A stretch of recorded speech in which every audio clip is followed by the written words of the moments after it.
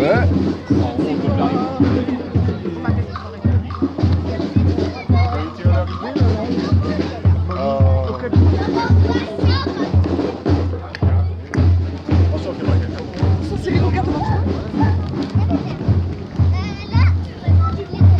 Avance.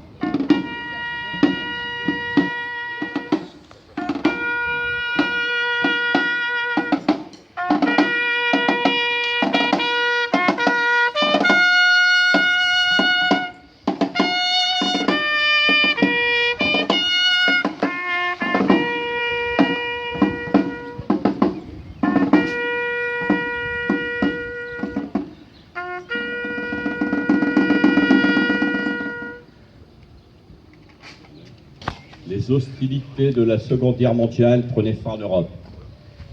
Mais il fallut attendre le 2 septembre 1945, avec la capitulation du Japon, pour qu'elle cesse sur l'ensemble des continents.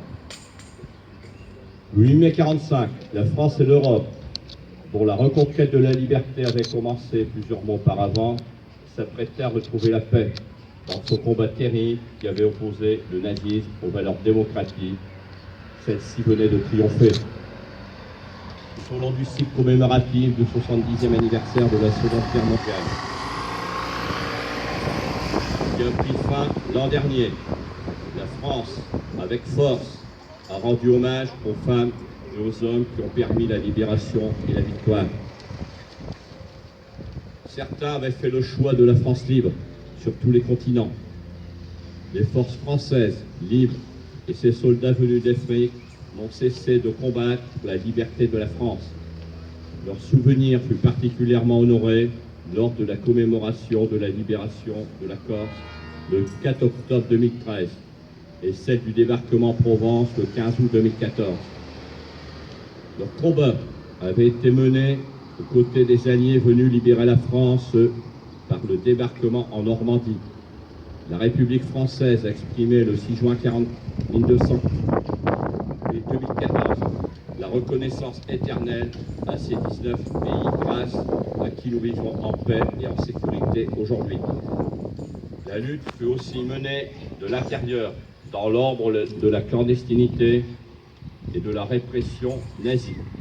Ces femmes et ces hommes ordinaires ont choisi la résistance parce qu'ils étaient convaincus au fond d'eux-mêmes des valeurs qu'ils portaient, parce qu'ils cherchaient simplement à servir la France. Elle s'est souvenue d'eux le 27 mai 2015, lorsque Pierre Brossolette, Geneviève de Gaulle-Munoz, Germaine Tillon et Jean Zay, et avec l'esprit de résistance, entrés au Panthéon. La Seconde Guerre mondiale fut marquée par un déchaînement de violence jusqu'alors inconnu dans l'histoire. Durant ces années de guerre, la distinction entre le front et l'arrière a été abolie. Il faut se souvenir aujourd'hui de toutes ces femmes, de tous ces enfants, de tous ces hommes qui ont souffert et qui portèrent cette souffrance jusqu'à leur mort. Les réfugiés, les victimes des bombardements, les prisonniers de guerre, les internés, les déportés.